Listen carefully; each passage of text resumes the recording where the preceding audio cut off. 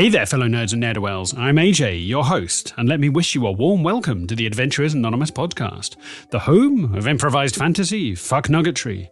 Come join us week by week as a rotating cast of geeks sip cocktails, play Dungeons and Dragons, and seek a glorious death. Now then, at the time of recording this, you have caught me on my 40th birthday. That's right. Midlife has finally caught up with me, despite my best efforts to elude its sinister clutches. Belsiar is currently furiously working away in our laboratory, trying to make a potion of everlasting youth, so that our tales of fantasy fucknuggetry may live on forever, down the ages. But in the meantime, my pubes grow ever greyer by the moment. But that is enough about my ancient undercarriage. Come join us this week as the adventuring party come face to face with their worst fears out on the high seas, as they experience monsters on a whole new scale. We pick up on the cliffhanger from last week as the waves buffet the ship and a looming shadow silently drifts underneath them. Right, before we get going, I'm duty-bound to remind you that the content from here on in is not suitable for little ears. What follows is mostly improvised and entirely inappropriate. Listener discretion, as always, is advised. Must remember, we are all fully certified potty mouths. You have been warned. So, without further ado, go grab yourself a drink, pull your chair closer to the fire, and come join Raggy Chris, Lewis, Matt, and myself for this week's episode of the Adventurers Anonymous podcast. Please enjoy.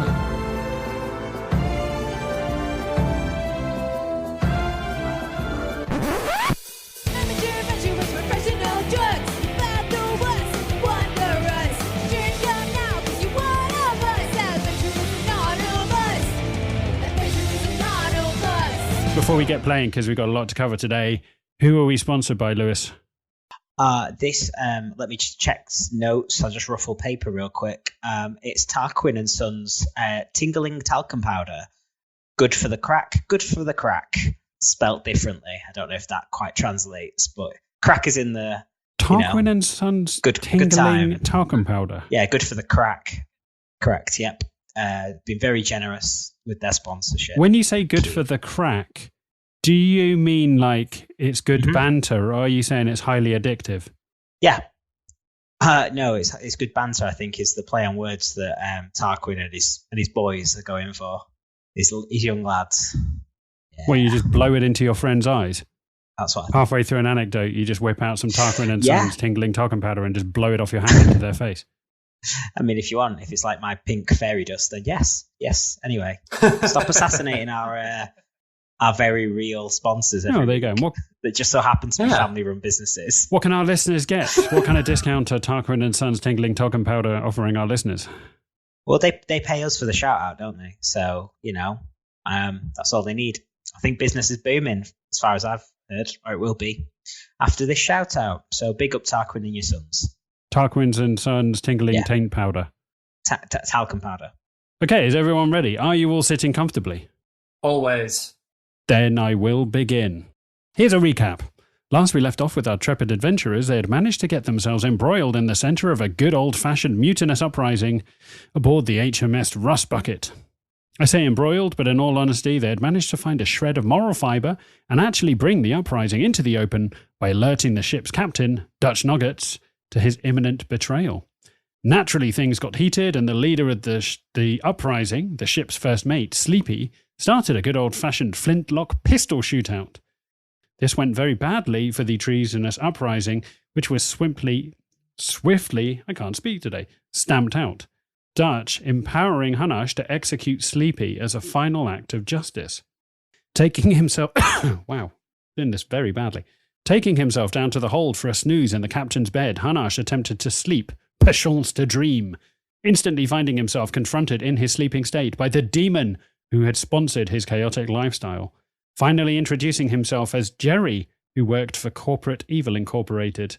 It was suggested Hanash might benefit from a 360-degree peer review of his evilness, so Jerry dutifully turned up in Belsiar's dreams, much to his horror, to ask the Crocoborn questions about the suitability of his friend Hanash for a position as an instigator of such villainous pandemonium. Belsiar gave his fellow greenskin a review of flying colours. I have to Hanash, stop on you receiving there. the good news. That's not how I remember it. Ed, that was me, not Belsiar. Oh, well, there you go. not a fellow greenskin.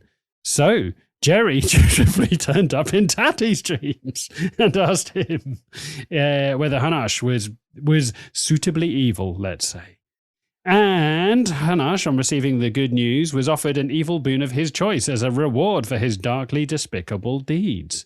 The episode drew to a head with the adventurers holding on for dear life as the ship entered the storm front El Bastardo, a vicious and cruel squall that smashed and battered the dark and foreboding waves into a briny wrath that bucked and bullied the ship, tiny as it was against the scale of the nature's anger. Everyone clinging for dear life to anything they could as the ship rose higher and higher to the very crest of the storm, as it hung momentarily waiting for its sudden descent back down. Light shone forth as they peered for the first time at the eerie calm in the centre of the storm. But their relief was short-lived as the boat was jolted by the form of a giant shadow that ominously glided silently underneath it. A shadow in one swift moment that eclipsed all their fears of the storm. For it was gargantuan. And that is where we will pick up this week's episode. Right, Lewis, what questions do you have? Because I know you've been away for a few weeks. Where is Stobby? So, all of you, do you remember a few episodes ago when you were last playing, you were trying to hire a ship and sail out into the storm, and you agreed to sleep with the captain, Dutch Nuggets. So it was a cash and sexual favours. Oh, yeah. Yeah. So that's where we left it. So you sailed out into the ocean blue towards the storm. Got you, but I meant physically, where am I stood? Oh, right, on the top deck. So the ship by the railings. So all of you are standing on the railings holding on for dear life. Right. As you do your best not to be washed off the deck of the ship by the storm. Got you.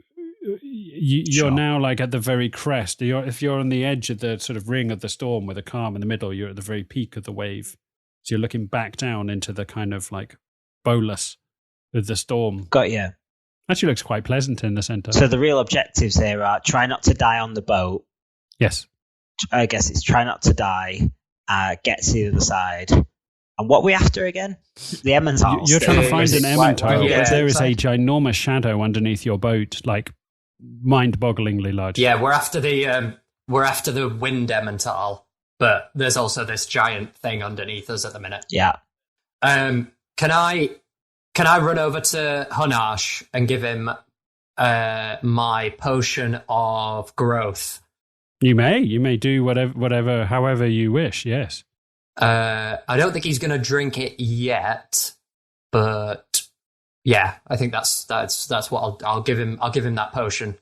Yeah, absolutely. You can. Yeah, absolutely, no problem whatsoever. You can hand out potions to people.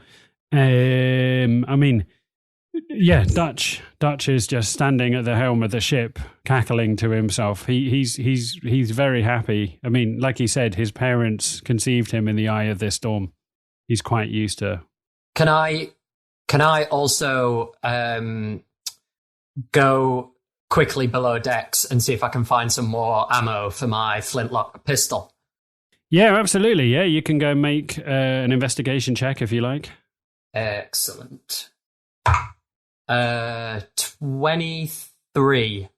Absolutely, yeah. It's not that hard to find gunpowder on a ship. So as you look at the shadow, your eyes bulge wide as you see the ginormous shape of whatever on earth is in the water beneath you. As you turn and slide back along the deck, the very surface of the deck, the planking is slick with rain and the wind buffeting you in the face as you almost skid and slide along the deck to the hatchway that takes you down below into the hold. As you know that if you go near the cannons, you will find barrels of gunpowder as you decant a suitable amount of gunpowder into a bag. I guess last thing, if I can, I want to know if I'll probably talk to Dutch and see if he can help me with this, but I want to know if he knows what this creature could be. He knows these waters better than we do, so whether it's him giving me a help action on like a survival check or something like that, I don't know. Okay. So as you make your way back out of the hatch, having survived it one way, you you make your way up out of that. Now you survive. You've come out one way. You got into the dry, shivering as water drips off you. As you go back up, you open the hatch back to the deck, and the full force of the gale just slams into the side of your face as you have to drag yourself inch by inch across the decking back over to the helm where Dutch Nuggets is currently standing. As you wander up beside him. You're very smart. He's a barbarian and you're a gnome. The height differential is impressive. Yeah. I suppose I just say, look, I know about like tracking creatures and stuff like that, but I don't know that much about like water specific creatures. So what the fuck is that thing that's underneath the ship right now? As he looks out, you can see the shadow going out into the center of the eye of the storm as Dutch looks down at you. He's almost surprised. He was lost in the beauty of the moment for a hot while back there. As he looks down at you, as he's like, "Ah, little man." As he lifts you up and puts you on the edge of the helm so that you've got a better view. He's like, "Careful you don't fall in." What? But that's Ermenfrau. You must know Ermenfrau. The lager. Ermenfrau. She's a dragon turtle. Oh. Here we go. First panic perch of the episode. Here we go. I'm here. This is why we wore the wireless headphones. Oh, what my the God. listeners can't see is that Chris has jumped up on his chair and is currently swiveling on it. Any crit roll fans, I learned this from Marisha Ray. Well, there you go. As Dutch Nuggets is like, "You really are landlubbers. That's Ermenfrau, the dragon turtle. She comes back once a year." Is this a good turtle or a turtle we To El might Bastardo. have less than friendly relationship with? I don't know. I've never spoken to a dragon turtle. Have you? I mean, does it kill people or not kill them? Well, she's just big on a scale that you've never seen before. I'm not sure she has an agenda, but she has come here to lay her eggs. Okay. That's I can't. That's kind of neutral. Did you say that we could see the shadow moving ahead of us now into the storm? You'll see her come and go. She follows the storm. She too, much like me, was conceived in this storm. All right. And comes back year on year. All right, okay. I feel like there's some backstory there to dig into, but right now... We had the same father. All right, easy. There we go. Dutch, are the cannons, like, loaded and ready, just in case? Well, yes, but we're not going to be taking out Ermenfrau, or I would be losing considerable business on dragon turtle tours. You do not gun down the golden goose. All right. Do we have anyone that Fair could enough. conversate with it? Like, even if we meet, can anyone talk to it? I think me and Maud have both got speak with animals, but I don't know, AJ, if a dragon turtle counts as an animal. I think it's a different... Yeah, this is like a monstrosity What else is rather it? than like, it's not like a beaver. This is more like a honey badger. Like this thing is like, imagine Oh dear. it's in the same level as like Godzilla. Like it's that kind of Leviathan kind of like. Okay. Okay. Shit. I guess for now we just follow it into the storm and see what happens. Well, she comes and she goes. How will you plan on tracking her? I mean, it is her you want to follow, is it? You just told me to get to the middle of the storm. You didn't tell me what to do. My accent has changed quite a bit since I started this, as is my want. Go on, Matt. What were you going to say? At this point, can I use detect thoughts on the dragon turtle? If it's within 30 feet. It Which it isn't may not be. within 30 feet of you anymore. It's right out into the center. You can see it. Now, the problem is it's not always staying just underneath the surface. So as it goes down, sometimes the shadow gets more dispersed and you find it harder to track. Can I tie a rope around myself and jump off and swim? Oh, no. No, Oh, no. I won't do that. No. Much like the goat in Jurassic Park, the how you rope die. just comes back with a bloodied end. Yeah. So I'm gonna say to Dutch. So we don't know if what we're looking for is. We got told it was in the eye of the storm. We don't know if it's linked with the storm or the dragon turtle. So I guess we follow the dragon turtle into the storm if that's where it's going. Okay, we can do that. If you wish. You paid my dollar. We paid more than that, actually. I paid more than that. You did. He looks over at you, Aristobulus, as he slaps your ass, as he's like, I believe you paid 75 gold coins and a night of passion. What I'm thinking is, rather than having anybody tie a rope around themselves and jump to their death, we've got a spiritual weapon, which could turn itself into spiritual lasso? Question mark? If that's a thing. No. Why? No, please. Why we'll not? all die.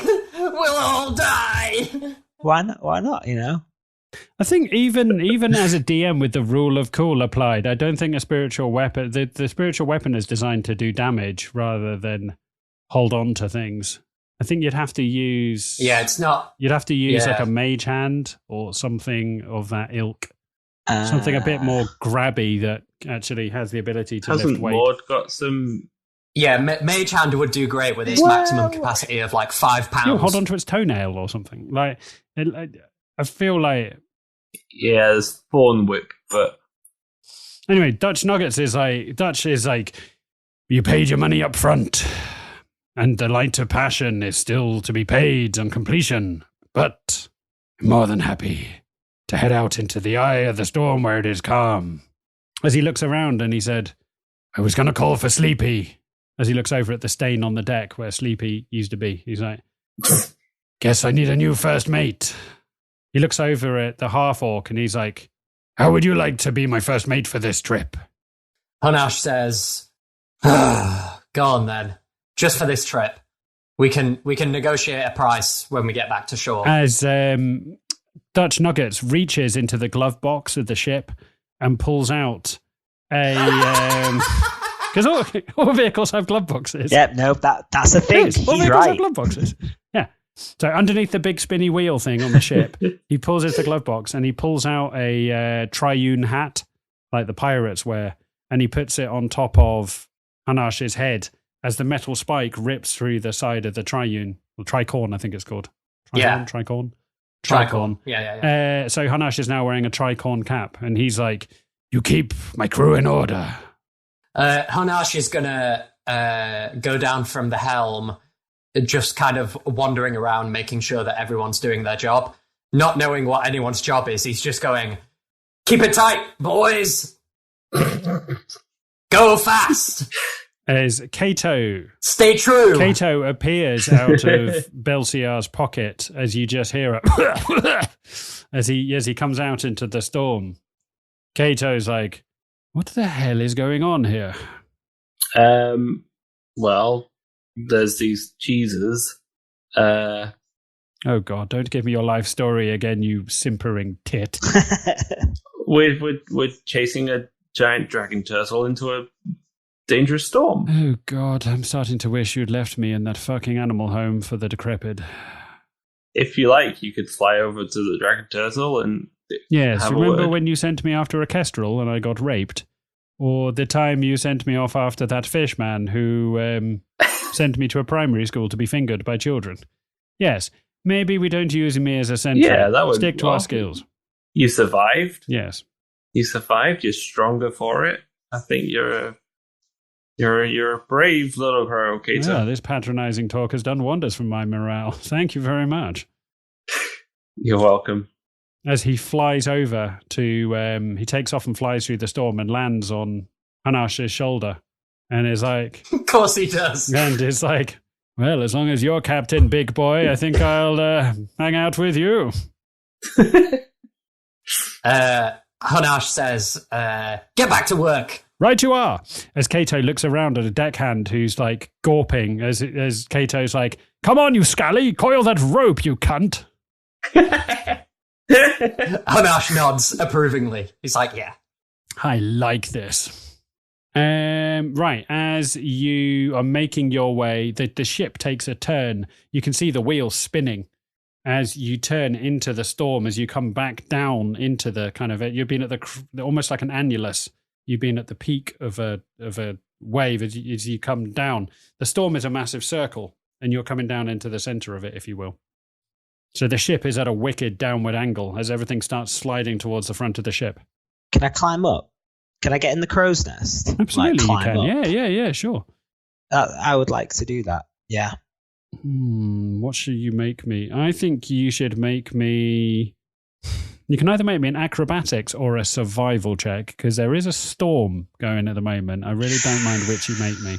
I'll do acrobatics for the skill set involved. You're going to climb 40 foot into the air in wet sandals. Yep. I've done worse in wet sandals, and I roll a 12. As Aristobulus starts climbing up the rigging, he gets so far, and the wind just gusts from the side, catches you, and you slip and tumble, getting your leg caught up in the rigging. Once again, you are hanging upside down as your robes flap over your head in the usual situation. As everyone else can see the seagull clamp, which is currently tourniqueting your penis. As Dutch Nuggets is looks over you, Tatty, you see a glassy look come over Dutch Nuggets as he sees what he's just agreed to bed. As it currently Aristobulus is swinging around like a meat pinata. I'm gonna turn to Dutch and say, sometimes when you take a big swing, you end up with a big swinging dick. Yes, those are words. I mean, oh boy, have I got myself in for one hell of a... Those are words. Those are words that exist. Those are definitely He's words. in shock. He just doesn't know.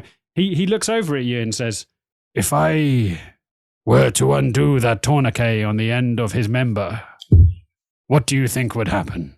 That's the kind of question only a knight of passion can answer. Asking for a friend. Well, you don't need to hide. We know what this deal is. Excellent. So currently Aristobulus is swinging around, a bit like when Sloth comes down in the Goonies. As he's like, hey, you guys.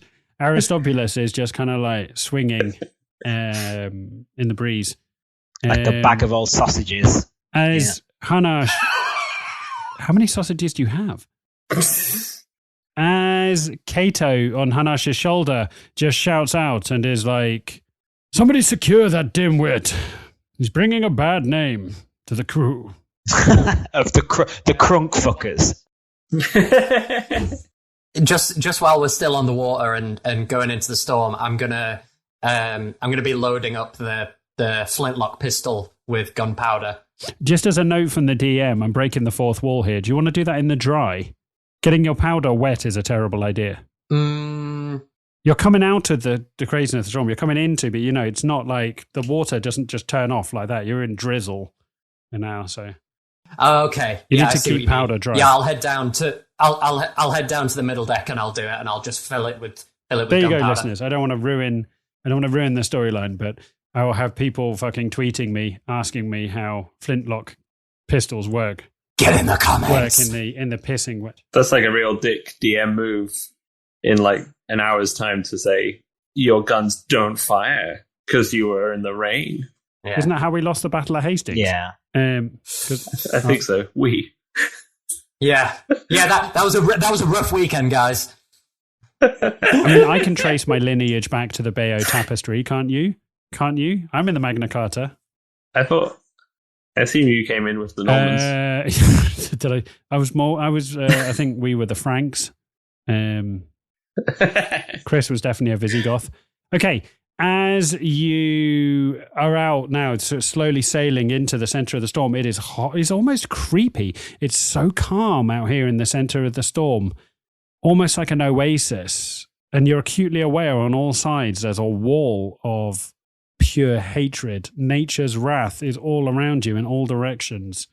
And you're just in the calm center of a swirling vortice. Are we heading? So if this is like a whirlpool that's up like that, are we heading it like down it like at an angle as it comes around? Yes. Sorry, I'm Cool. a retard. Listeners, I'm nodding whilst grinning inanely. Yes. You're coming down at a comfortable angle. Yes, you're coming down at a comfortable angle. As once again, you see the dark shadow of the dragon turtle, Ermenfrau, come underneath you and vanish off. As a little bit like, when a train, if you're standing on a platform and the train doesn't stop and it just whizzes past, you're almost like buffeted by the kind of like sudden movement. I'm trying to think of a good example. Like it's almost got like an afterwash. We're getting into like the realms of Star Trek and Star Wars here. Like as it flies past, it leaves a wake behind it, which is like very destabilizing for the boat. It's like when a lorry goes past you on the motorway and in the rain, and then once it goes past, all the water just goes. Yeah, exactly that. Yeah. Good, nice analogy. The splooge. The splooge. As Dutch Nuggets leans in, Tatty, I presume you're somewhere around there. As Dutch Nuggets leans in and is like, "How will you track the turtle? She comes and she goes." That's something I was thinking about. How far away is Ermenfrau from us right now? And that's a question for you, not for 60 Dutch, feet, I guess. Ish. I'm moving. She's moving in chaotic patterns. Okay. So, as in, she keeps on coming across you at different angles. She's not just going round in a loop or lying backwards and forwards. She's clearly like toying with you like a cat playing with a ball of wool. Yeah. I'm going to say to Dutch, if we can stay within 60 to 90 feet of her, then I have a way that we can track her. But if we go outside of that kind of range, then actually, I think I just have to be within 90 feet to cast the spell, and then I have advantage on skill checks to track it. Fuck it, I'm casting Hunter's Mark on Ermenfrau. And then you always know where she is. Good call. Basically, yeah. So it means that I have advantage on perception or survival checks to find it. So, yeah, I mean, Matt and Lewis, I'm not sure if you've ever seen a dragon turtle before, but it is exactly what it sounds like. A ginormous armor-plated turtle. This one is easily 60 or 70 feet long and probably, you can imagine as wide. It has like armor plates along its shells and, sharp claws and a maw full of fairly vicious, sharp teeth. As much as it's shown you, no. Don't look it up on D&D Beyond, it'll just scare you. Oh, now I've definitely got to look it up. As much as this one hasn't shown you any anger yet, it's merely like toying with you, sailing underneath. So, Tatty, you're going to Hunter's Mark it. Do you need to is that just an automatic? Automatic. So as Ermenfrau comes underneath the bow of your boat one more time, you feel the timbers shake as you cast Hunter's Mark on her. And you see her vanish back under the waves. Okay. Occasionally, you can see some of the spikes on the back of her shell come up over the edge of the water. Can I, as we're kind of moving into the middle of the storm then, can I help Dutch with directing where to go? I mean, I know he knows the area very well, but I want to make sure that he knows where Ermenfrau is at the same time, if that makes sense. Dutch looks at you and he's like, "How would you like a crash course in how to sail a boat?" I mean, I kind of look down at myself. I mean, against the height of the wheel, I don't know whereabouts I come up to. He pulls you in a little stool. He's like, "I'm more than happy to help you learn." Okay, I'll take the wheel. As he shows you how to like turn, he shows you how to shout at the various crew to put up different sails for turning sharply, sails for braking sharply, sails to catch the wind and pick up speed. As you make your way, you're now almost like Ermenfrau is moving around and you're slowly like getting in sync with her as your two chaotic patterns sync up. As you, little by little, what Dutch Nuggets does say to you is, Now remember, we can't stay here forever. I cannot stay in the eye of the storm forever, for we do not know where it is taking us. And I do not want to crash into land. Not again. No, I know. Are we still circling that like center point in the middle of the like whirlpool at the minute then? Almost like a skater. Imagine a skater in a bowl, yeah? And they go up and then they come down and then they go up and they come down. So you're not going out of the eye of the storm. You're just sort of going up and then using your momentum to bring you back down the edges of the wave. What are you doing, Belsiar? Quietly quivering with terror. Are you just looking over at Hanash with Kato sitting on his shoulder, feeling betrayed? Feeling very, I think this is a bit of a, I don't know. I'm kind of wondering what was it about? I know I've kept him in a bag for most of the time we've spent together, but was that really so bad? You kept him on 1 health point, dying in a bag, crushed. Yeah, I give him evils from across the deck. It suddenly dawns on you, Belsiar. There's this beautiful moment of like epiphany where you realize you crushed 1 uprising and 1 mutiny was squashed, and yet the hardest mutiny to bear is this one. Oh yes, yeah, the mutiny of the heart. That's good. Oh, it's bad, but it's good. Tell me that there's no other crew members mutinying at the same time in your heart. As you look, Belsiar, you're giving the crow like shit eyes as you feel an arm go round your shoulders as you look over and the ship's cook, who's called Festa Gristwhistle, looks at you and is like, if it's true love, it will come back. Let it go. True love always finds a way. I don't need a stinky crow. Have you got a potato? As he's got almost like, he's got robes on as he pulls out like an aubergine and puts it in another sleeve and like pulls out some rashers of bacon and like pins them back into his belt as he pulls out a greasy potato. Maris Piper, do ya? Yes, that's perfect. I take the potato and I cast animal object and I turn it into like it's like Kato, but it's kind of like the sock puppet version of him. It's got like 2 wonky eyes. Tato Kato. Tato Kato. Pokato. It's Tato Kato. So with this potato, and I put it on my shoulder. You see the potato, you hold it in your hand, and as you call down some of your magic, you feel ozone crackling. There you go. There's one for the AJ bingo. As you feel like there's an acrid stench as magic hits the air. As you look down at the potato, and you feel the skin of the potato tense and then stretch and crack as little tubers come out of the potato as hands and legs. As like a grizzled crack opens in the front of the potato and little tubers come out, and you now have an animated potato.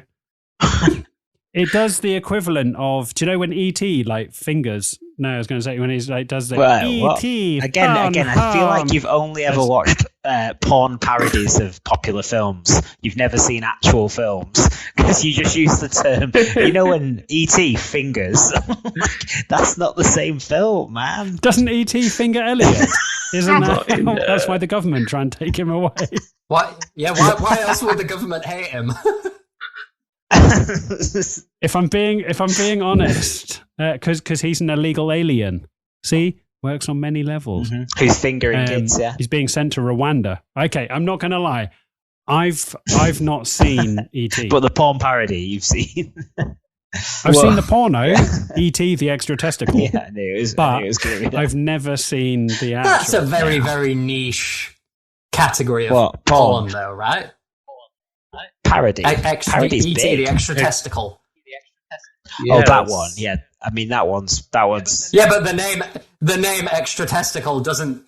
What? It does it for some people. Don't kink shame AJ for what he watches. You know. It's a bukkake thing. I presume it's like a. Like, do you know when you got people with their phones and they have the little backup battery in case the battery dies on their phone? It's like having another ball just in case. Yeah, swap one in and one out. Yeah, you swap one in. Yeah, Tag team. Yeah. I know. As you get older, you need time to recharge. Yeah. Legion of Doom. That's what it's called. Legion of Doom. The hell's a Legion of Doom? Don't worry about it. Okay. It's another film I missed out on in the 80s. No. I'm not going to make the obvious joke. No. Okay. Anyway, so I'm going to leave that where it is. I'm sure the listeners have just got some sort of like bukkake joke or something like that I've totally missed. As basically, I'm going to bring you back at this point. I'm going to bring you back to Potato as Belsiar is holding an animated potato in his hand. Heck of it. I fished some bacon out of my pockets and feed it to Potato. So it's a little bit like, have you seen the beginning of Jurassic Park, the original one, where BD Wong has the BD Wong hands Attenborough a fucking egg and a little dinosaur cracks out of it very slowly. The same, but it's a baked potato. And as a little mouth cracks open in the shell of the potato, you like force some bacon in. Almost like you're like a mother eagle feeding a chicklet. Yeah. I was picturing Potato as being a bit like Weeble and Bob. like just goes like that a lot. A bit like Ike from South Park. No idea. You're making pop culture references. I imagine I've never seen anything. I pretty much never watched Friends. I have absolutely no clue. Pop culture references AJ can't catch. And pornos, if you make, if you want to base it in like Schindler's Fist or something like that, I've probably seen it. Oh, it makes that balcony scene. Another one for the AJ bingo. Yeah. Gets mentioned every opportunity. I just need Pebble Dash now, and I've won. Pebble Dash, Star Halls. Guys, I told you not to tell him about the cards. What are you doing? You're in the eye of a storm holding an animated potato. I hold the potato up and I'm like, behold, my child, behold the might of nature. As the potato the potato makes, the potato can't talk, as it goes to do the international sign for I can't understand you. The potato, little tuber hands. I think the potato starts doing ASL to see whether you understand it. I place the potato on the deck and I make the international symbol for behold the power of nature, which everyone knows. Okay, yeah. So you do ASL with the potato. As Fester Griswhistle pulls out a cleaver knife and he's like, "What manner of fucking what? No, potatoes are for eating, not for consorting with." It's fine. I'll turn back into a potato in an hour. Yes, but what if someone eats it and then it turns back into a fucking abomination from the hellmouth? Well, I mean, most of the crew are dead, so I mean, let's be real. We're not coming back from this. We'll all be dead. This is what Belsiar looks like when he thinks he's about to die. Just animates a potato and he's just like, "Fuck it, we're here." Sitting in the corner talking to my potato, whispering longly, slowly saying, "Potato, potato, potato, potato, potato." Fester Griswhistle just pulls a carrot out of one sleeve, bites the end off it, goes to stand on top of Potato and just hovers a boot over it and looks at you. It's fine. We're all just dust in the wind. I can rustle up an aubergine armadillo if I want. I am become God. And Jesus wept. Oh wow. Fester Griswhistle picks up the potato, looking at it as he goes to tickle it, as it bites off the tip of his finger, as he lets out a scream. Now that you've given it a taste for meat that it never knew, you've sent the animated potato down a line of it's now becoming an apex predator. Bloodthirsty. Can we do a remake of The Thing? As he, but with a potato. Yeah. It's shifting shapes as the potato grows tuber wings and flies off with the tip of Fester Griswhistle's. Fester Griswhistle is now ejecting blood out the end of his finger as he looks evils at you and scuttles off beneath the deck as the animated potato creature just lands on your shoulder like some kind of hideous carbohydrate-based parrot. I continue to glare at Kato. Cato looks back and just shakes his head. He just shakes a wing at you in defiance. Can I, as we're kind of swirling around in the whirlpool, can I shout up to Aristobulus and ask him to cast Locate Object on the Wind Emmental? Sure, I'll give that a go. It'd be nice. As you look up from you've been watching all of this, Tatty. You've watched the birth of a potato-y abomination.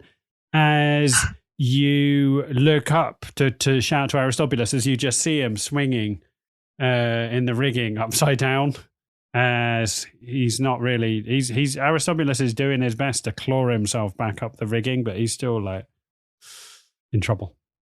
Yeah, that's fine. I can give you the A-OK. Well, obviously I'm hanging upside down, so I have to move my breeches and garments out of my face. But I will give you the A-OK symbol. I'm just happy to be involved. I like being outside. It's nice to be, asked to be given some responsibility and to try and redeem a little bit of self-respect in my current position. No, I know, that's cool. Yeah, whenever you're ready, just cast that old Locate Object. Yeah, I'm going to give it a go right now. So as Aristobulus tries to cast Locate Object, you look down and your member, which you usually use as a divining rod, starts engaging. As it gets to a certain point, it'll no longer. It's got the seagull head clamped down on the end of your todger, is preventing you fully engaging with your dark magics of Locate. Shit. Can I flick it off? You've tourniqueted your own bell end. Can I give it one of them? It's going to take more than a flick to get off. So my parents used to have this thing. They had a tree which had where a branch came out, and someone had left a fork in the crook of the branch, and then the tree had grown round the fork, so there was always a fork sticking out of the tree, which is pretty wicked growing up. And the same thing, you've left the seagull head clamped to the end of your todger for so long that it's almost part of. You're going to need a medical professional to detournicate your. Absolutely not. Absolutely not. I'm a fucking cleric. You can use magic missile to blow it off if you want. No, I can cast Cure Wounds. Surely. It's not wounded. It's tourniqueted. Well, I'll cast Cure Tourniquet then. Surely it's the same. Am I? No, surely. Yeah, just rip it off and cast Cure Wounds. I'm sure it's fine. Sure, I'm a cleric. I don't need medicine. I'm a magic man. I can do what I want. You want to do it yourself? You can do whatever magic can. I'm the magic man. Yeah, I'm gonna. Okay. If you want to do this, I'm more than happy to make me a medicine check. Yeah, go on then. Oh, well, +6, so I'm already feeling pretty good about this. Natural 20, 26. Oof.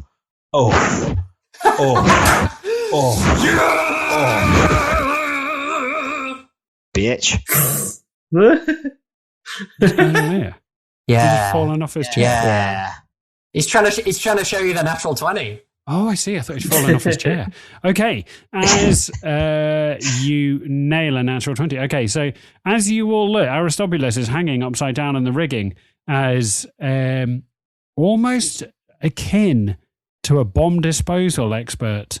You just see sweat dripping off him as he's trying to pick the hardest lock of all, which is a seagull head, which is clamped down on the end of his cock. As you see Aristobulus pull out a number of medical implements that you've never seen him have before. You actually realize Aristobulus is quite good with human anatomy and medicine, but he just never uses it as a skill. It's a hidden skill set for him.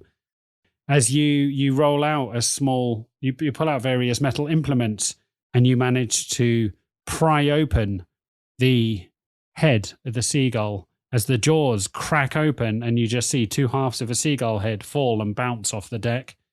As Aristobulus, you feel a relief, like almost the breaking of a dam, as just rivers and rivers of urine, which have been, your bladder has been like a fucking taut wineskin for days.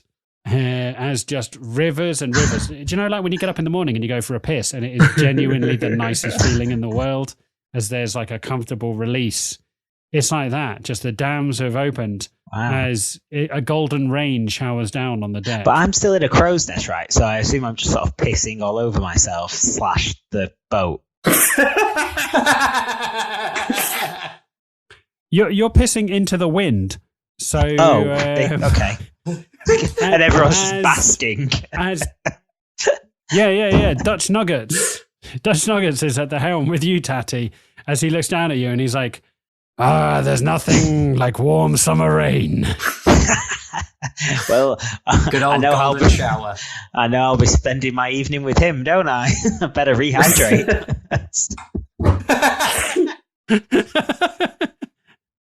Okay, right. You are now in the center of the storm, and you've geolocated. You want to use locate, do you? Well, you don't know. You've never seen the Emmental. So we did this on the last one after never seeing it. It just has to be you sense the direction of the object's location. Describe it, and I can do it. As long as that object is within 1,000 feet of you, spell can locate an object. It's up to you, basically. Okay. You've set precedent, like a legal precedent. Okay, so Tatty, as you open up the diary, you open it up on the page which chronicles this particular Emmental, and do you want to make me? Do you want to go up to the crow's nest and talk to Aristobulus? Because someone's going to have to brief him. Yeah, he's got to come down, or you got to go up. I'll go up there. Okay, so as you hand back the wheel of the ship to Dutch, he looks down at you like a father proud of his son as he feels you've learned something and a valuable lesson has been imparted upon you. And, you've upskilled in ship. When it comes to sailing a ship, you're going to be better at it. As I need you to make me either an acrobatics or a survival check as you go up. Okay, let's see. 15. I do have the slippers of spider climbing as well, so I can just walk up, essentially. Yeah. So actually, I would have said you failed other than that. So it is difficult and you go slowly, holding on very tightly as you're buffeted by the wind and the light rain, and occasionally a warm summer rain pattering down on your face as you climb up. As from up here, it's just a hideous view of the Dragonborn with his animated potato friend on his shoulder as you try not to look down, always upwards. As you make your way up into the crow's nest, you just see Aristobulus finally, the last of his warm summer rain dribbling out the end. He shakes himself off as you stand next to him with the book, and you both read over the page which outlines the Emmental you're looking for. As you see, Sister Petunia Perineus had scrawled something in a margin, as you see a note that says, "A shell within a shell is whence I dwell, down from the crown or up from the brown.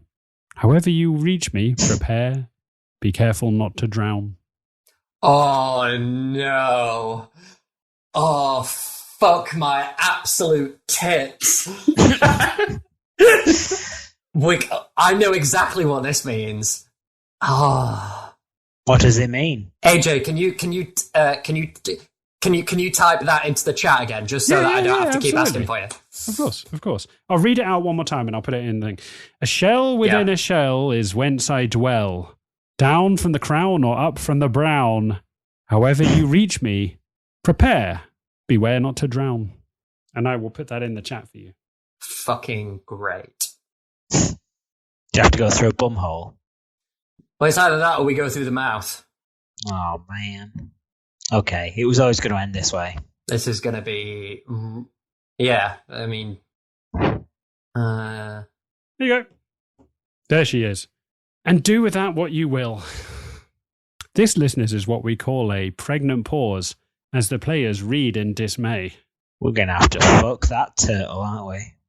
Interesting. I think for maybe the first time in years, I've managed to bewilder the players to the point where they have nothing to say. No, I'm just thinking of the best way to do this. Whether we stay on the boat or not, and just ask Dutch Nuggets to order his men to fire on it, kill it, and then we go inside it. Or I feel like this is going to be a Honey, I Shrunk the Kids situation where us on the boat have to be shrunken and slowly inserted into the creature. That's what I'm picturing. There's like some weird Bermuda Triangle in the middle of the storm, which shrinks us down. Yeah, we just have to get there before the dragon does, so that it doesn't get shrunk at the same time, and we like. That's cool. Shit. I'm also just sending some pictures of dragon turtles, just for fun. Yeah. Yeah, it's cool. I'm going to go back down from the crow's nest, and I'm going to go talk to Dutch, because if we're going to be taking his vessel into the, well, either to fight a dragon turtle or close enough to a dragon turtle that we can jump in its mouth, essentially. Okay. As all of you, and for the sake of narrative, I'll just say that you both safely climbed down from the crow's nest. I could, listeners, make them roll endlessly and hope one of them slips and breaks their neck. But being that Aristobulus has already pissed on 90% of the cast, we're just going to say, for the sake of it, that everyone makes it down. As you all come towards Dutch and explain the situation, he suggests that you have a parley in his cabin as you make your way down into his boudoir for a conflab. And that is where we're going to have a quick drinks break, because we need to keep this episode on track. Cool. On the rails, baby. That's our specialty. Yeah. Right. Back in a minute.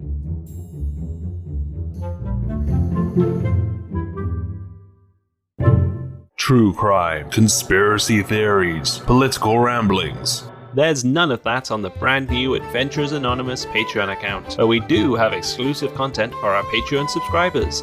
Maps, artwork, and flash fiction from the AA cinematic universe. Puzzles, one-shots and interviews. Live streams with the Adventurers Anonymous cast. With a Patreon subscription from just £2 per month, it's a great way to show us you care. Because we care. Go to patreon.com and search Adventurers Anonymous Podcast.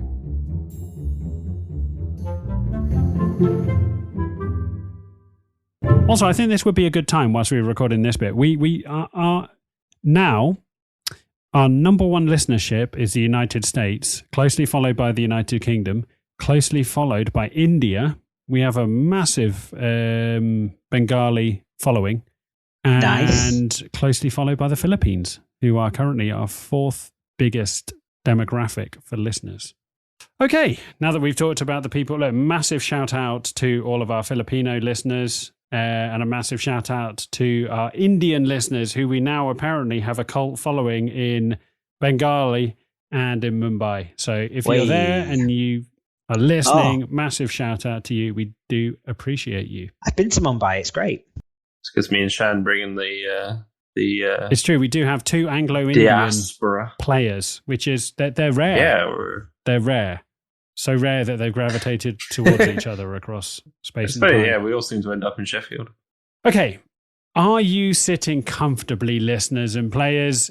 In which case, we will carry on. So, where we left off with the players, they had just discovered a riddle in the diary that said, he said, pulling out his notes, we will edit this out to make me look like a professional later.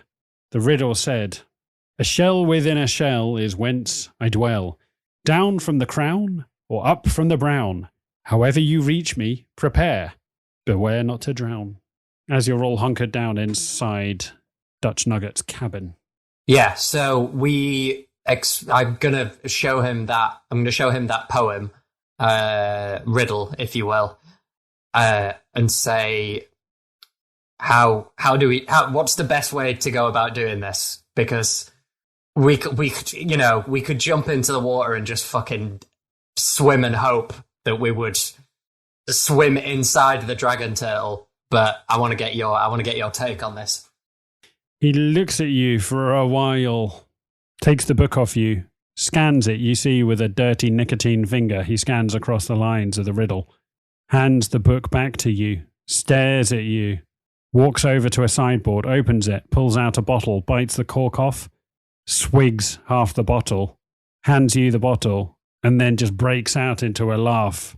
He's like, you want to violate a dragon? That's Well- one option. Not really. We don't really want to violate it. A shell within a shell. Yeah. What's your take in terms of tactics here? So I'm going to make a wisdom check. He scored very low on wisdom as he looks at you and says, you hired me to sail the ship, not to crack riddles. No, we know. No. We're telling you what the solution to the riddle is. The solution to the riddle is we go in through the mouth or we go in through the asshole. What's your take, tactically speaking? Assume that we have to do this. Well, I think you'd have to be... He looks through and he walks over to his desk and he just clears all the shit off the top of it. There's a small hand puppet that he just opens a drawer and drops it in, and you see he's got a nice assortment of hand puppets. Clearly, when morale gets low, he turns to puppetry to lift spirits. Let's come back to that. We're just going to put a pin in He said it. when morale is low, not in the bedroom.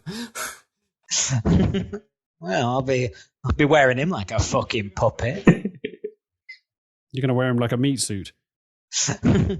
As he pulls out a bottle of bright purple fluid and he walks over to all of you and he puts it in the hands of the Dragonborn and he says, I never thought I would need this. I won it in a church raffle. This is the potion of inbreeding. Wow. On swigging this potion, you will instantly feel lusty thoughts towards your nearest siblings. But Sexy cousins. also, you will instantly grow webbed feet and gills.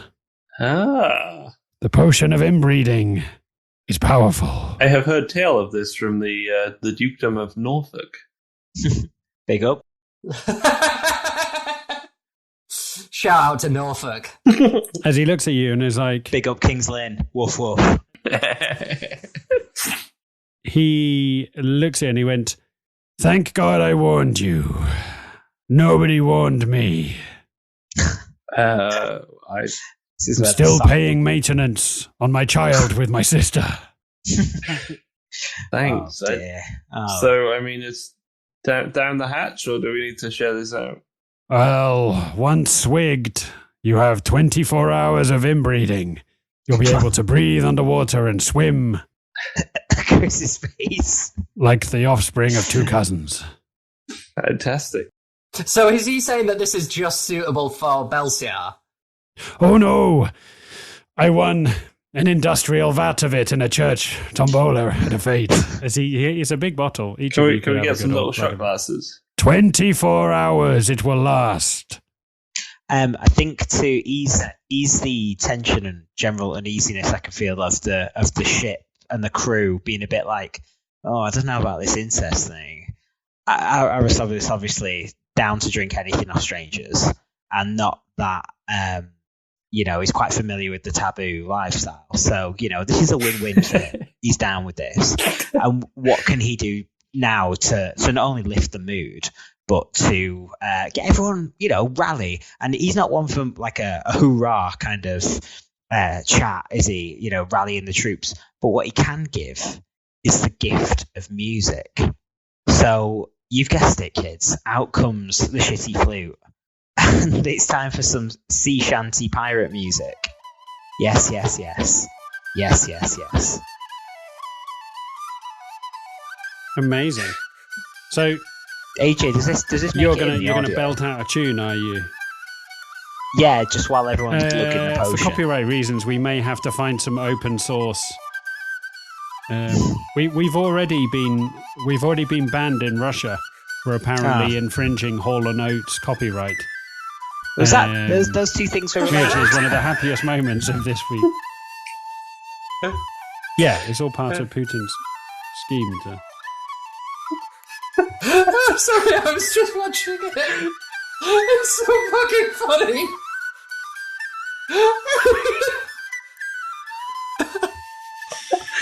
I'm frantically.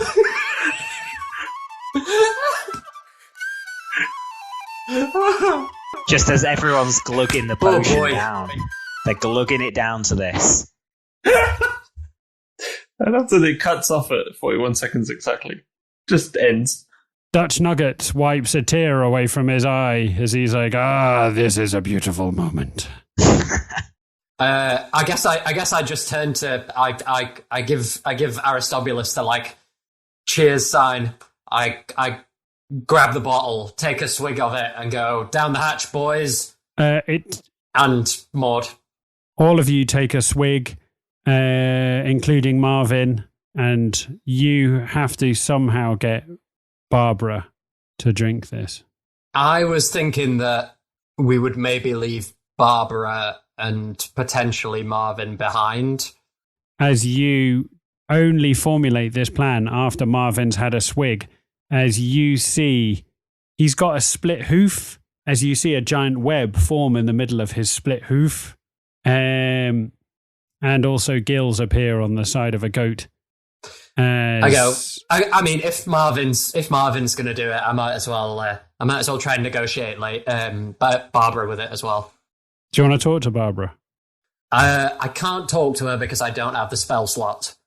Okay. As Barbara looks up at you expectantly, she makes the international wanna chat sign as you cut her off. I make the international I'm out of my natural resources that would allow me to do this sign. Please insert another coin into the spell slot to continue using talk with animals. I guess I'm gonna take out some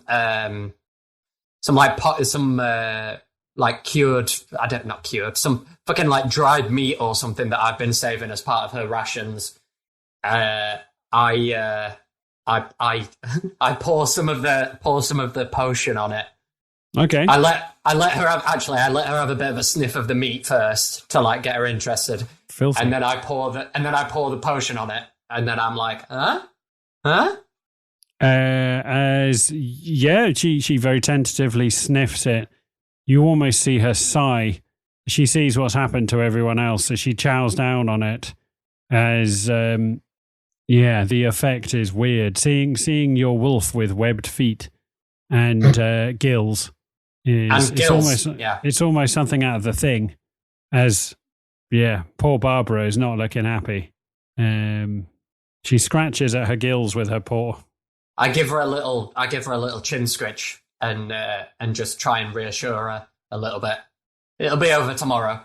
Barbara gives you the I would follow you into the depths of hell, but this is demeaning kind of stink eye. I understand. I feel the same. I mean, look at me. I show my feet and my weird gills in my neck. As you have a bit of gill on gill action as you cuddle and just rub gills. Oh man. Your gills and her gills just interlock. Is dying. Yeah. Mm-mm. Yeah. Nope. As Dutch Nuggets is like, well, you have 24 hours. I will keep the ship here as long as I can. Good luck. I'm going to say, cool. Get us as close to Ermenfrau as you can, and we will into the water. Okay. As, for the sake of narrative, he offers each of you a firm handshake, looks at you and says, "It has been an honor to be your pleasure cruise captain. There have been moments in this journey that I have doubted you, but you have shown me the true color of your metal. What you did putting down Sleepy will never be forgotten. As such..." Does that mean we can... Oh, you're sticking around here, aren't you? Yeah. Well, who do you think will sail this boat? As he looks up at you and says, "Who the fuck is sailing this boat?" Shit! Why do we always have meetings down here? As you see him sprint out to the cabin, as we do a cutaway to the wheel that's just spinning, as the boat is just doing donuts in the water. Yeah. It's just the autopilot from Airplane, like, slowly inflating. Oh, yeah. There's a blow-up pilot. That's a reference. That's a strong reference. Yeah, that's good. Okay. As each of you look over, like Aristobulus is fingering his gills. What are you doing? Even the potato has gills. I mean, I guess we walk back up to the top deck and wait for Dutch to get us in position where we can easiest jump out, like close enough to the dragon turtle. So as all of you walk up to the top deck, now right in the center of the storm where it's calm, so the deck is slick with rain, but the actual air is calm. As you look around at the sheer scale of the storm around you, and it is breathtaking to see the walls of storm out on the edge of where you are, and each of you is in quiet, in self-contemplation, knowing what you have to do, almost like if you go for like a skydive, as you walk out onto the tarmac ready to enter the plane, each of you going through your own mental preparations.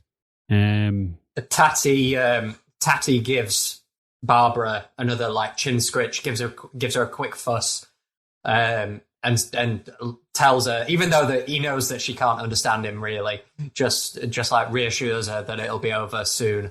And then dead instantly as you jump into the yeah, he says he walks to like the railing of the ship on like the edge of the top deck, and then takes a few steps back, kind of based on which side the dragon turtle is on, which side we're going to be jumping from, and kind of kneels down a little bit as if he's like ready for a running start. As you all stand there on the edge, contemplating how you're going to do this, you see Fester Griswhistle come up from the depths of the ship as he's like, "You may have wondered how you're going to attract the dragon turtle to stay in one place."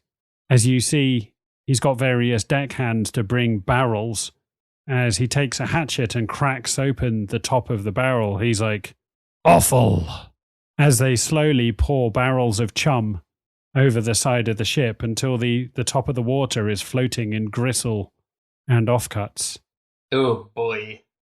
As you see in the distance, the dragon turtle making a beeline, you see it come round on a trajectory, turn and head straight in towards you. As you see, I think we try and if we know that there's like this pile of chum and meat in the water that the dragon turtle is going to like, I think Tatty kind of sets this up as the time to fucking like jump into the water. Are you going first? I'm good. I'm happy to go first. I'm just like letting everybody else know that this is probably, unless you want to go up its fucking ass, in which case that's your choice. You could do like a pincer movement. But I mean, I'm still going to take the front if you take the back. Are you going A team and B team? Red team and blue team? Shall we split up? Yeah, shall we? Number 1 team, number 2 team. You know which end I'm taking. Amazing, good reference. I'm gonna take the mouth. So, Team Crown, Team Brown. if you guys want to take the ass, Yeah, Let's do it. Rosiel says, Aristobulus, Maud, you're with me. And then does some hand gestures. me and Hunash are like lined up, like me in front, him behind me, and then Barbara is like right next to me, like lined up, ready to jump now. So we're gonna. Who's in what team? Let me just make notes. I think me, Aristobulus, and Maud are taking the rear entrance. Mm-hmm. Yeah, me and Hunash will take the front door. Yeah. The coward's way in. Well, things are about to get sticky. As Tatty, you're the first to jump into the water, and the first thing you do is you splash down into the gristle, and blood and gore splat up onto the side of your face. as you duck your head underneath the water, the first thing you notice is an odd burning sensation as your gills open up. And for the first time in your life, you can breathe underwater. And once the stinging sensation is out of the way, once you let fluid enter your lungs, it's very, very counterintuitive, and it takes quite a lot of bravery to actually let your lungs fill up with fluid. But once you do, you can breathe and see underwater. Cool. I'm gonna go underwater a little bit just to like get the gills wet and name of the episode. Try and position myself in the middle of the chum pile where I can get. As you see Barbara jump off the plank, off the edge of the ship, and splat into the water next to you, and she does a little doggy paddle in chum. As you see Hanash turn, he takes off his tri-horn hat, hands it back to Dutch Nuggets, and says, "I'm coming back for this. Hold on to it." As he jumps in with you, the three of you now in the waters, sculling. Belsiar, how are you going to get in the ass? Cartwheel, obviously. It's a question I never thought I'd have to answer. Can I use Mage Hand to pry? Right. So, for the sake of narrative, listeners, we have to finish a little bit early, listeners, this evening, because we have our very first live stream for our patrons to chat to us, which is a huge moment for us and for them. But it does mean we're going to have to try and wrap this up. So, things happen. You see Tati, Hanash, and Lady Barbara. Damn it, I was doing so well today. Jump into the water, splat down into the chum, as you see the dragon turtle just flying along. But you can only see the top of the dragon turtle. It's fins sticking out the water. Tati, as you swim underneath with Hanash, you can see the full scale of the beast which is coming towards you. And it is terrifying. You are arrested.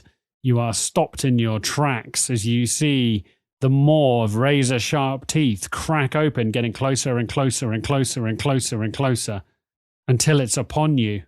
As you close your eyes, as the jaw cracks open, and you could not comprehend the scale of this as you're swept into its mouth.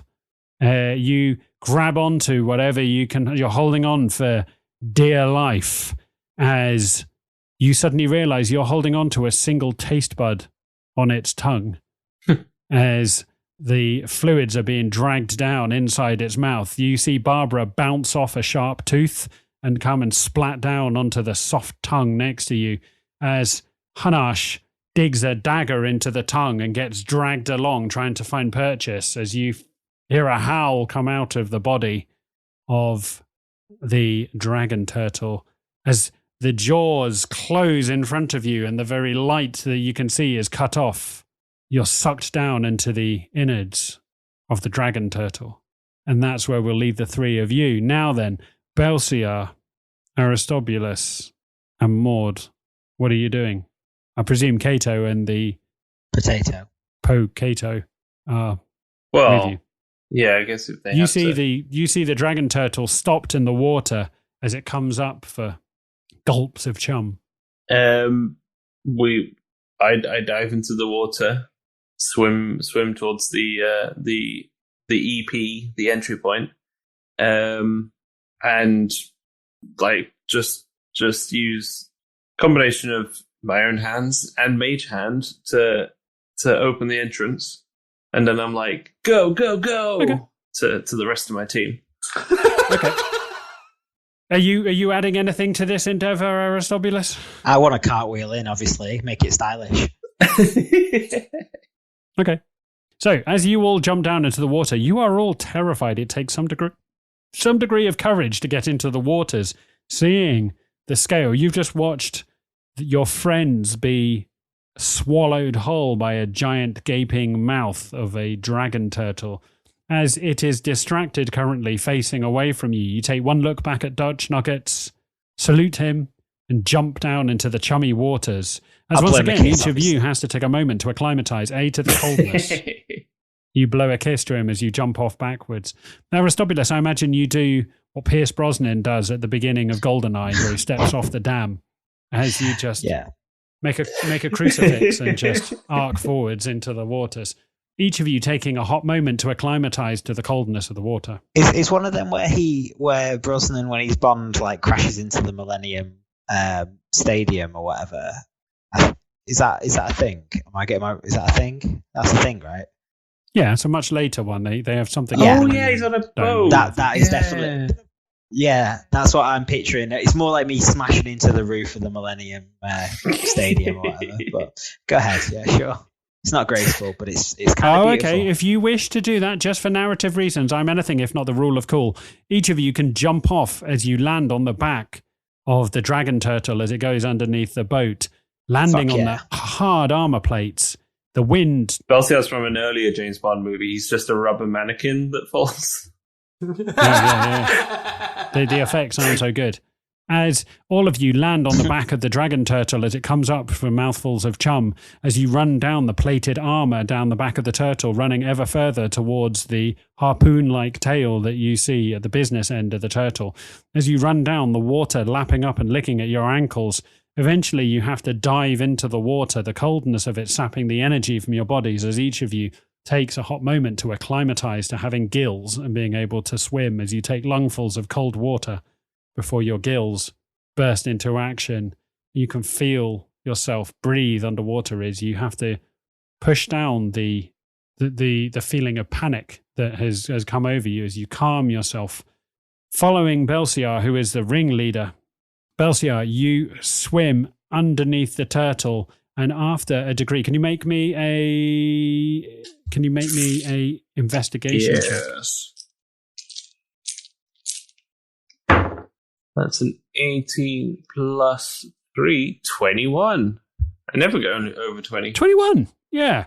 After a lot of divvying around in the water, you finally come up to the dragon turtle's exhaust port, as what you see in front of you is a wizened, puckered sphincter, which is almost like a closed blast door.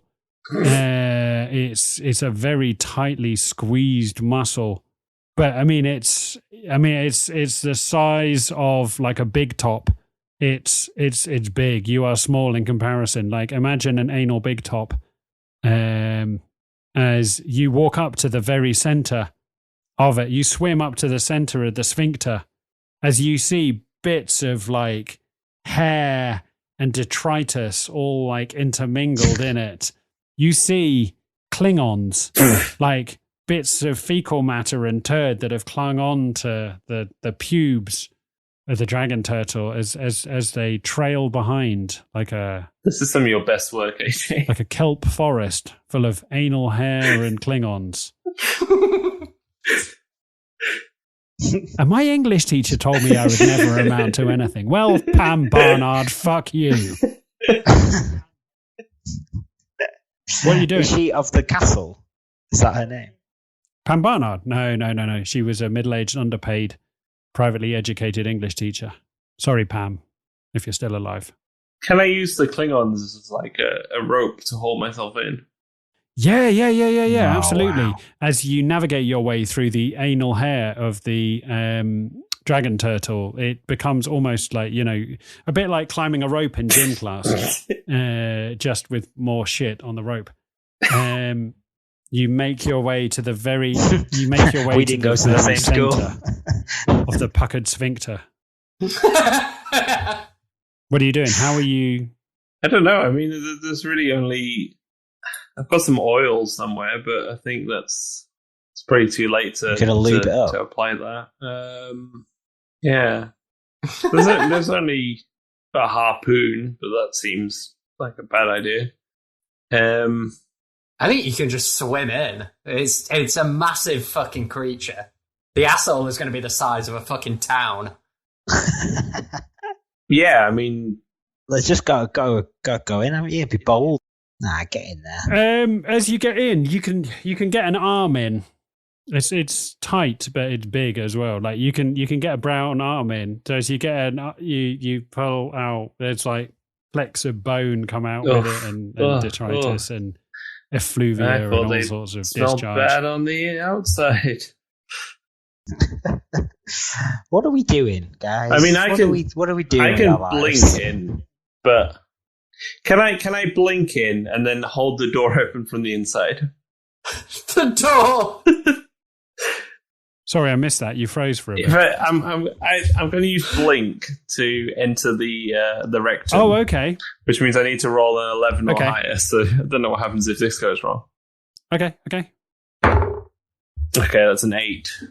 Can you consult your tables for failed blink into a dragon turtle's rectum? Yeah. You get to re-roll every round, so because we're not in initiative, you'd get to do it again. So, as you do the international sign to Aristobulus that you're going to blink in, as you close your eyes, chant, you see crackling energies underneath the water, Aristobulus, as Belsiar blinks out of existence. And you wait, and you wait, and you wait. Aristobulus, you've blinked. Belsiar, you've blinked onto the inside of the turtle, but unfortunately, you've blinked straight into compacted fecal matter right up against the back of the sphincter as you're squished into a giant gargantuan turd. You're just like almost no room. You're now crushed up against the back of the sphincter from the inside against a giant dragon turtle turd. Jesus. I have the answer. I have the answer to this. Is it time? I'm all ears. Because I've got the answer. Wouldn't it be great if somebody in a recent game traded their belongings for some Rubik's anal beads? Amazing. This fucking guy. Fucking guy. Excellent. Good. Listeners, this is the greatest thing that's ever happened. Okay.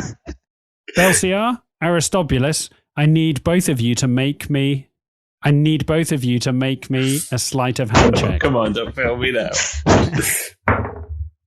13. Okay. 18.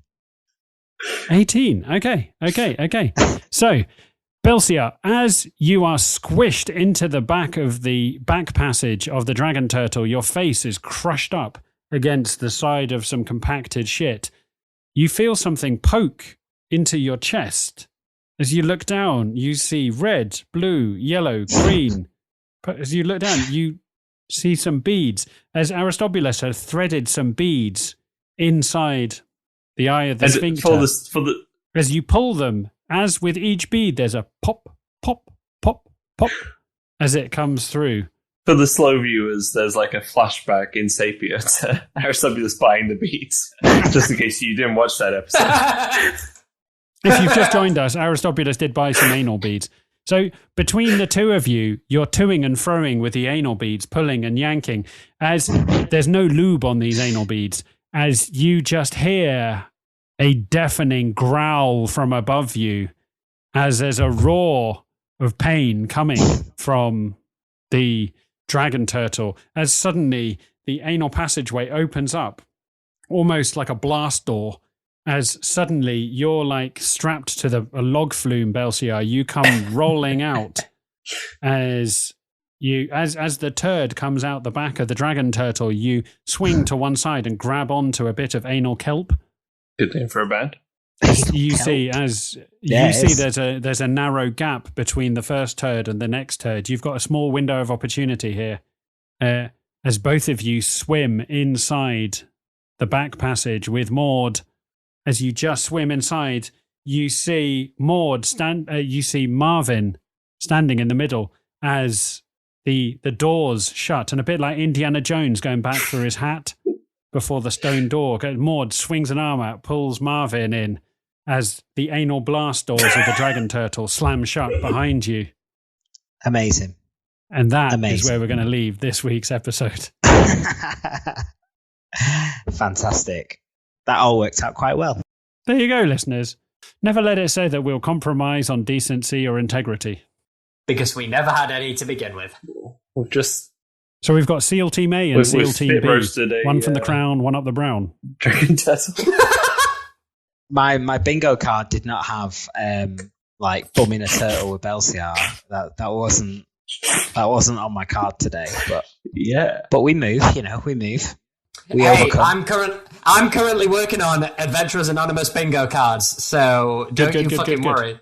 Now, the thing that makes me really happy, listeners, is I know that on page whatever it is, page 119 of the Monster Manual, there is a page that outlines exactly how to use a dragon turtle. Nobody in the history of Dungeons and Dragons has ever dared sneak into the back passage of a dragon turtle. We might be the very first people.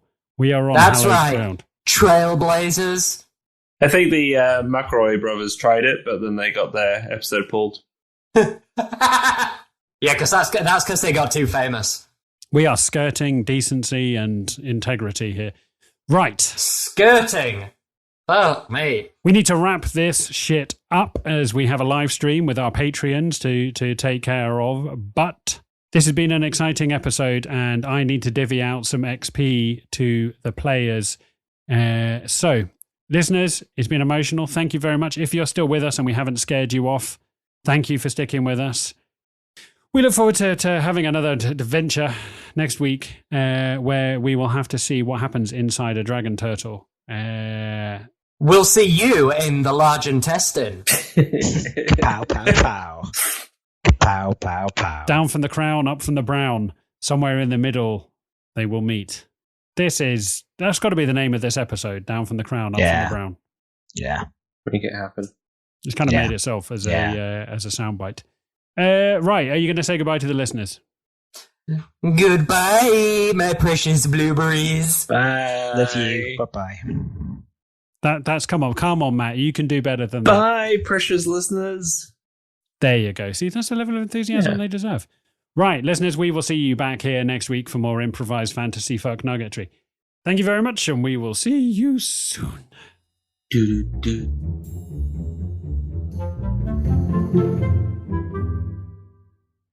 Well, that's about all we can hope to achieve for this week. You've got my permission to go home. Go and do something better than listening to us talk shit. So, massive thank you for joining us for more fantasy fun this week. And seeing as you've made it this far, why not hit that subscribe button and never miss another episode again? Better yet, if you want to give me a massive birthday present, why not give us a 5-star review on whatever podcasting platform you are on? You can save your lesser reviews for other people's podcasts. All I want is your validation. Give it to me. Give it to me now. Don't forget, we also have a Patreon account where you can get your greasy mitts on all sorts of exclusive content and meet the cast on a live stream each month. So if you're not subscribed to our Patreon account, come on, get over there and get yourself joined up. Failing that, if you just want to chat to the cast about anything you've heard on this week's episode, your best bet is to find us on Twitter. That's @Adventurers, ANO, #1.